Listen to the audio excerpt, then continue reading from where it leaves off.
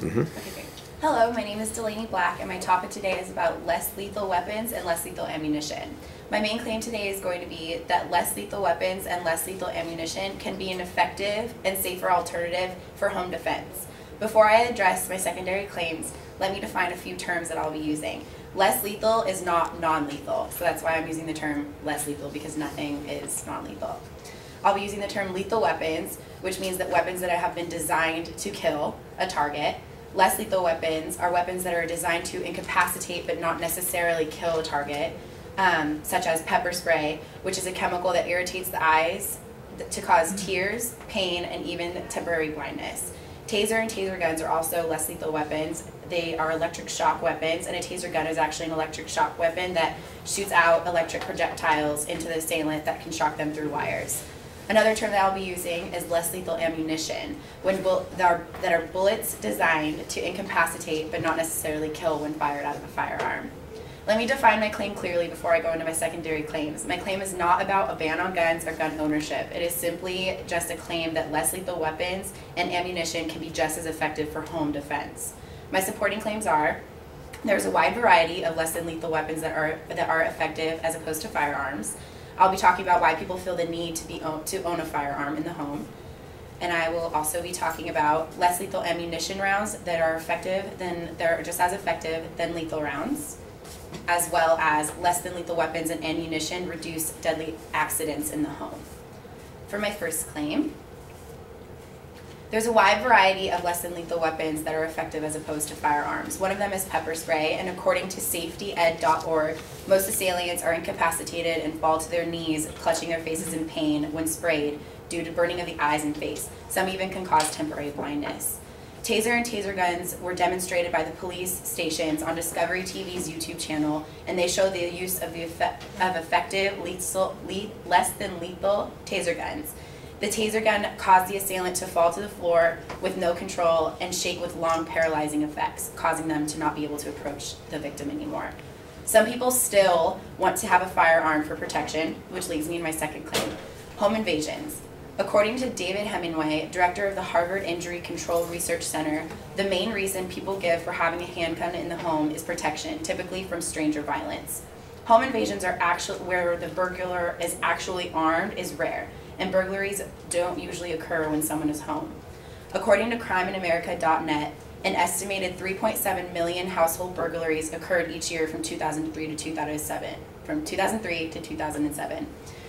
However, only in about a quarter of those residential burglaries, a household member was present. In 7% of all household burglaries, a household member experienced some form of violent victimization, and in those violent burglaries, less than 40% of the offenders were armed. If these stats are still unsettling and the choice of owning a firearm is still a top priority, then there is an alternate ammunition that can be used. Which brings me to my third claim, that less lethal ammunition rounds are just as effective as lethal rounds in self-defense, such as rubber bullets, rubber-coated bullets, wax bullets, or beanbags. There have been many complaints from protesters saying that policemen using the less than lethal ammunition is still hurting people severely. Less lethal ammunition is so effective that according to CBS News article on February 11th of 2009, some types of rubber bullets used for crowd control kill and maim too often to be considered a safe and unfair method to disperse a crowd. A study published in the Lancet Medical Journal examined the effects of rubber bullets used by the Israeli police force during riots of October 2000. Due to shooting the crowd at a short and lethal distance, 152 people were admitted into hospitals with a total of 201 wounds.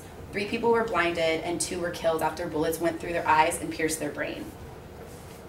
Now that we see how less than lethal ammunition can cause severe damage, it is still a safer choice for home protection in close quarters, which leads me to my final supporting claim. Less than lethal weapons and ammunition reduce daily accidents in the home.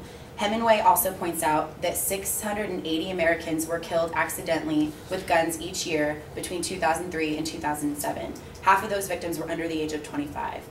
Unfortunately, in January 2004, a close friend of mine accidentally shot and killed his 18-year-old brother, not knowing that the gun was loaded with a lethal bullet. Anything can kill someone. Falling off the curb, hitting your head the wrong way can kill you. There is no 100% guarantee that any weapons can not kill someone. My friend's brother would still there's not a guarantee that my friend's brother would still be alive today if less than lethal ammunition was loaded into the gun, but there is a better chance. In conclusion, even though less than lethal weapons and ammunition aren't guaranteed not to kill, the evidence shows that an extreme damage can be severely done. Less lethal weapons and ammunition, that shows that they can be an effective alternative for home defense. Thank you.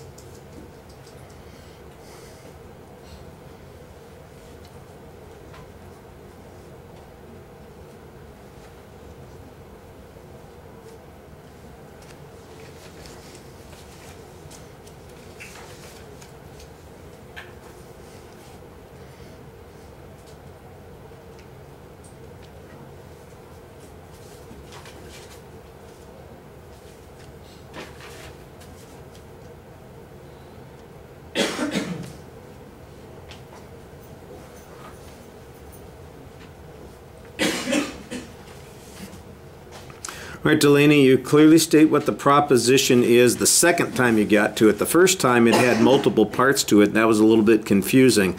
And then when you come back to it, I thought that that claim was a lot more straightforward and easy to figure out what it was that you were saying. The secondary issues are labeled, but they're not always labeled as claims. A couple of them actually just sound like they're informational points and no inference is being made there. The definition of less lethal versus non-lethal is an interesting one. It sounds like it's an attempt to defend or head off a potential response from the other side more than it is something to clarify what you're talking about. And I understand a desire to do that as a way of minimizing a potential refutation. The internal points are signposted pretty clearly as you get to them, so that part's good.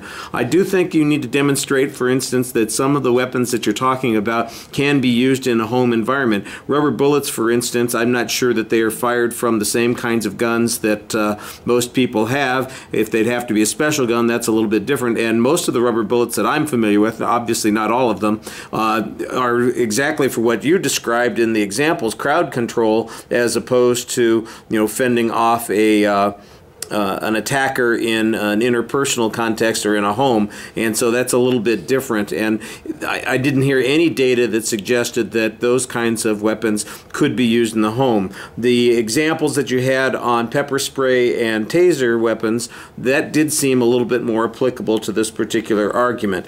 There's some data on accidents, and that data on accidents, of course, assumes that the accidents occurred in the home, and I'm not sure that that's always the case. Some of those accidents probably fit into the category of hunting accidents, so I'm not sure that what impact your argument would have on any of those, and we need, I think, a little bit more specific information on that particular point. You did a good job, like I said, internally summarizing the argument, and generally you talked to us pretty effectively. Thank you.